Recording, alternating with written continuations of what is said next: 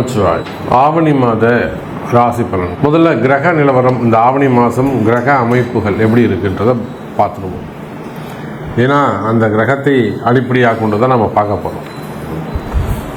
முதல்ல இந்த ஆவணி மாதத்தில் 2 கிரக மாற்றங்கள் 3 கிரக மாற்றங்கள் கூட நிகழ்ந்திருக்குன்னு தான் சொல்லணும். ஒன்று, சுக்கிர பகவான் சுக்கிரன் கடக ராசியில் சஞ்சரிக்கிறார். இந்த மாதம் முழுவதும் ஒரு பெரிய நன்மை என்னன்னு கேட்டிங்கன்னா, முழுமையான ஒளி கிரகமாக முழுமையான சுபத்துவம் நிறைந்த அந்த சூரிய பகவான் தலைவனாக விளங்கக்கூடிய சூரியன் இந்த ஆவணி மாதம் 30 நாட்களும் தன்னுடைய சொந்த வீட்டில் ஆட்சி பலம் பெற்று சிம்ம ராசியில் சஞ்சாரம் செய்கிறார். அப்போ ஏறக்குறைய 1 வருஷத்துக்கு பிறகு சிம்ம ராசி அன்பர்களுக்கு ஒரு அதிர்ஷ்டமான காலம். காரணம் என்னன்னா, ஆதித்யாதி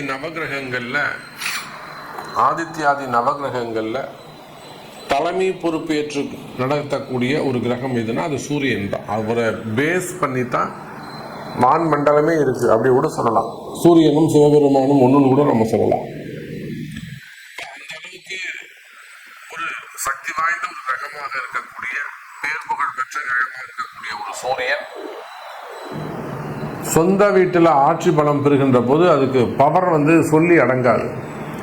அப்போ இந்த ஆவணி மாதம் சூரியன் அற்புதமான முறையில் சொந்த வீட்டில் அமைகிறார். அவரோட கேதுவும் புதனும் இணைகிறார்கள்.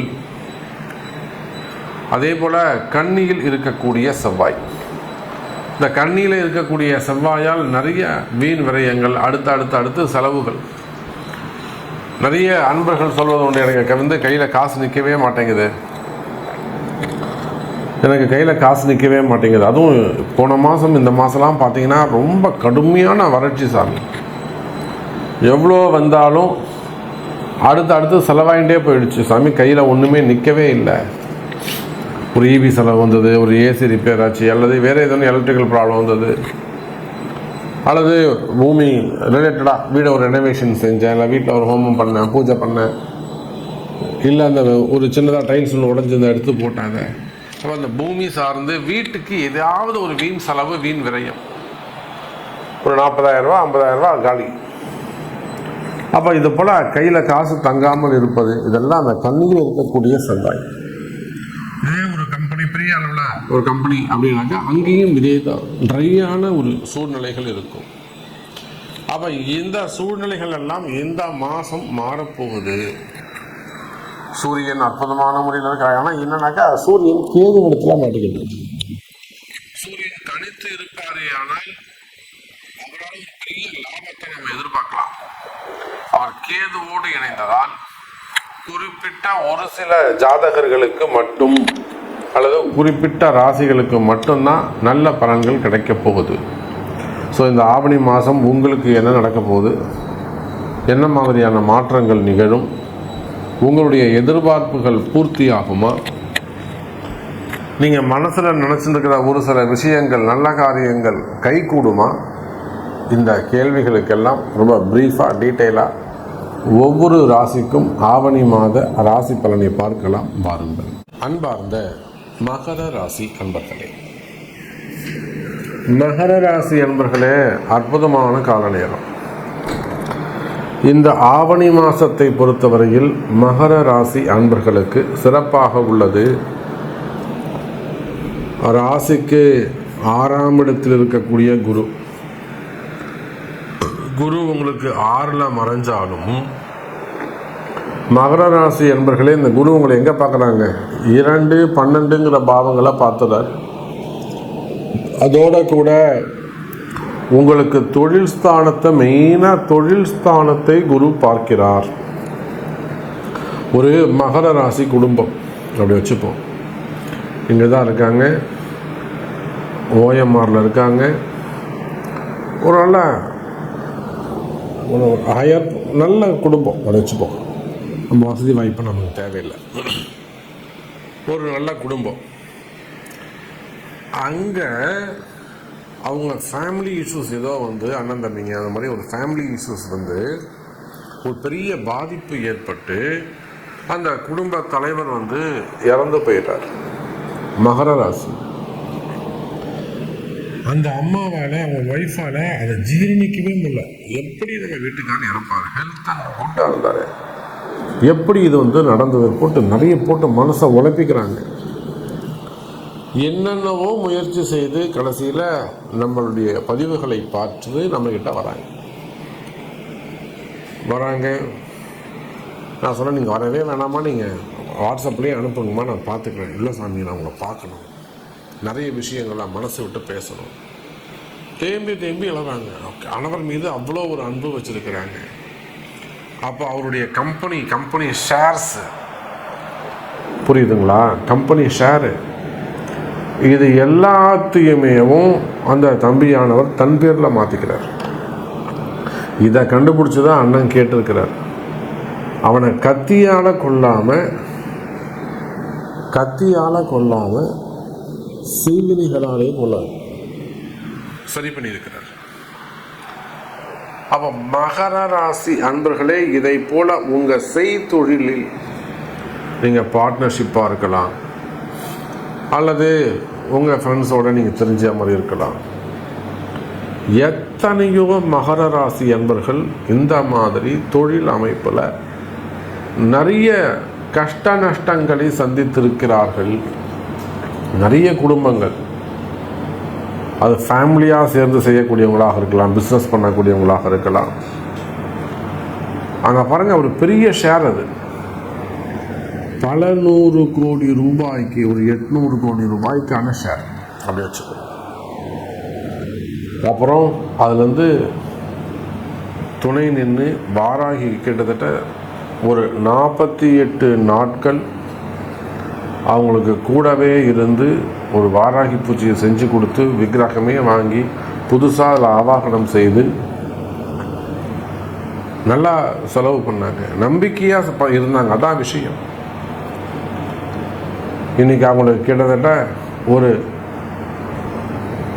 சில 100 கோடி ரூபாய் அவங்களுக்கு திரும்ப ரெக்கவரி ஆகிருக்கு. ஆனால் அவங்க இழப்புங்கிறது வேற. கணவனை திரும்ப கிடைப்பாங்களான்றாலும் அது கஷ்டம்தான்.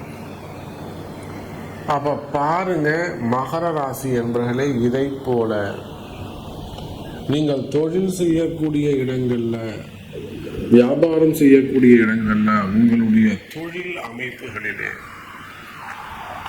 உங்கள் பிஸ்னஸில் அல்லது வேற ஏதேனும் அமைப்புகளில் வேலை செய்யக்கூடிய இடங்களில் கூட இந்த மாதிரி நீங்கள் கஷ்டப்பட்டனா, 20 வருஷமாக கஷ்டப்பட்ட சாமி, இந்த கம்பெனிக்காக நான் உழைச்சிருக்கிறேன்.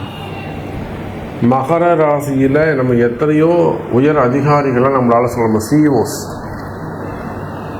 சிஇஓ அப்படிங்கிறது அந்த டோட்டல் எல்லா கம்பெனியுடைய வளர்ச்சி அவங்கள்ட்ட தான் இருக்கு, குரோத் அவங்கள்ட்ட தான் இருக்கு. அந்த மாதிரி ஒரே ஒரு கண்ட்ரியில் இருக்கக்கூடியதை உலக நாடுகள் முழுவதும் கொண்டு போய் சேர்த்துருவாங்க. மும்பையில் இருந்தது எனக்கு தெரிஞ்சு. இன்றைக்கி எங்கெங்கே இருக்குது? ஆஸ்திரேலியாவில் இருக்குது, அமெரிக்காவில் இருக்குது, துபாய் கண்ட்ரியில் இருக்குது, கனடாவில் இருக்குது, யூகேயில் இருக்குது. அந்த மாதிரி செஞ்ச இடத்துல கூட அந்த பெரிய யாரும் வளர்த்து கொண்டு போய் மகர ராசி என்பவர்கள் வளர்த்து கொடுக்குறாங்களோ, கடந்த காலகட்டங்களில் அந்த மகர ராசி என்பவருக்கு பெரிய ஒரு வீண்பழி அவமானம் சுமத்தி அவர் ஒரு பெரிய ஒரு முத்திரை குத்தி கெட்டவர் தப்பு பண்ணிட்டாருன்ற மாதிரி சொல்லி கம்பெனிலேருந்து இவ்வளோ லாஸ் ஆகிடுச்சு. நம்ம பார்த்தோமே 46 கோடி. இந்த மாதிரி எல்லாம் பல வீண்பழிகள். வேலை செய்கிற இடமா இருக்கலாம், குடும்பமாக இருக்கலாம். எத்தனையோ குடும்ப பெண்களுக்கு இந்த மாதிரி அமைச்சர் செய்யாத குற்றங்களுக்கான தண்டனைகள். இது நல்ல வார்த்தையாக இருக்கேன். இப்படித்தான் நான் வார்த்தையை தேடிக்கொண்டிருந்தேன். அப்போ மகர ராசி என்பவர்கள் எவ்வளவுதான் தூய்மையாக, நேர்மையாக, உண்மையாக இருந்தாலும், உண்மையாக உழைத்தாலும், உண்மையாக அவர்கள் உழைத்தாலும், ஆனால் அவங்களுக்கு கடைசியில் கிடைக்கக்கூடிய ஒரு பெயர் என்னன்னா, அவங்க செய்யாத குற்றங்களுக்கான தண்டனை. அன்றைக்கெல்லாம் ஒரு அரசு அதிகாரி சொல்கிறார், ஒரு டீச்சராக ஒர்க் பண்ணுறாங்க. ஒரு மலை கிராமத்தில் போய் அவங்க டீச்சராக வேலை செஞ்சுட்டு வந்திருக்கிறாங்க. அந்த கிராமத்தில் ஏதோ ஒரு ஜாதி பிரச்சனை, இவருடைய கேஸ்ட்டுக்கும் அந்த ஸ்கூலுக்கும் அதை ஒத்து போல. இந்த கேஸ்ட்டுக்காரன் நம்ம எப்படி இங்கே நம்ம பள்ளிக்கு நம்ம ஸ்கூலுக்கு வந்து வாத்தியாராக வரலாம், அவங்ககிட்ட நம்ம பிள்ளைங்க படிக்கிறதா அப்படிங்கிற மாதிரி இது ஒரு மனசில் ஊரில் ஒரு பஞ்சாயத்து. அதில் என்ன சொல்லிட்டாங்க, இந்த வாத்தியார் பேரில் ஒரு பொண்ணை வச்சு கம்ப்ளைண்ட் கொடுக்க சொல்லிட்டாங்க. இவர் துடிச்சு போயிட்டார். அந்த குடும்பமே துடிச்சு போயிடுச்சு. நல்ல பக்தியான குடும்பம், நல்ல சாமி கும்பிடக்கூடிய ஒரு குடும்பம். துடிச்சு போயிடுத்து, அப்படியே புழுவா துடிச்சுட்டாங்க. அப்புறம் கடைசியில் அவங்க ஜாதகம் பார்த்தா இவர் தப்பே பண்ணலை. அப்புறம் அங்கே என்ன நடந்திருக்கு அப்படின்னு பார்த்தாக்கா, இதுதான் அந்த ஒரு வேரியேஷன்ஸ். இதில் எப்படி நம்ம பசங்க படிக்க கூடாது அப்படின்னு சொல்லி ஒரு வீண்பழி அவமானங்கள். இதை போல நீங்க வேலை செய்யற இடமாக இருக்கலாம், தொழில் செய்யக்கூடிய இடங்களாக இருக்கலாம், ஒர்க் பண்ணக்கூடிய இடங்களாக இருக்கலாம், பிசினஸ் சென்டராக இருக்கலாம், ஏன் குடும்பமாக இருக்கலாம். கணவன் மனைவி, கணவருக்கு நான் எவ்வளவோ செஞ்சிருக்கேன் சாமி, என் கணவருக்கு நான் என்னென்னமோ பணி செய்திருக்கேன். யார் எந்த பொண்டாட்டியும் செய்ய மாட்டேன், நான் செஞ்சிருக்கேன். காதலர்களாக இருக்கலாம், கணவன் மனைவிகளாக இருக்கலாம், பெற்றோர்கள் பிள்ளைகளாக இருக்கலாம். எங்க அப்பா அம்மாவுக்கு நான் அப்படி பார்த்துல, ஆனா எங்க அப்பா இப்படி பண்ணிட்டாரு. அவ இந்த மாதிரி ஒவ்வொரு மகர ராசி அன்பர்களும் ஏதோ ஒரு கதை, ஏமாற்றத்திற்கான ஒரு ஸ்டோரி. செய்யாத குற்றங்களுக்கான தண்டனைகள், வீண்பழி அவமானங்கள், அல்லது அந்த கடன் சுமைகள், கடன் பிரச்சனைகள், இவையெல்லாம் இருக்குமே. ஆனால் கவலை வேண்டாம் மகர ராசி அன்பர்களே.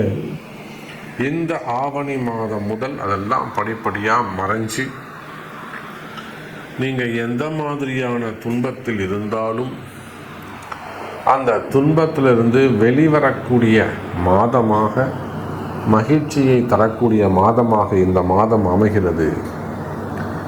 அதே சமயம் உங்களுடைய பிரச்சனைகள் எதுவாக இருந்தாலும் அதுக்கெல்லாம் தீர்வு, வாராகி பூஜையெல்லாம் நிறைய அதுக்கான தீர்வுகள் உள்ளது. கவலை வேண்டாம். என்னோட பிரச்சனை தீருமா சாமி, என்னை காப்பாற்ற முடியுமா சாமி அப்படின்னு கேட்பீர்களேயானால் அதற்கு உங்களுடைய பிறப்பு ஜாதகம்தான் பேசும், பதில் சொல்லும். நன்றி, நமச்சிவாயம். ஜெய் வராகி, ஜெய் ஜெய் வராகி.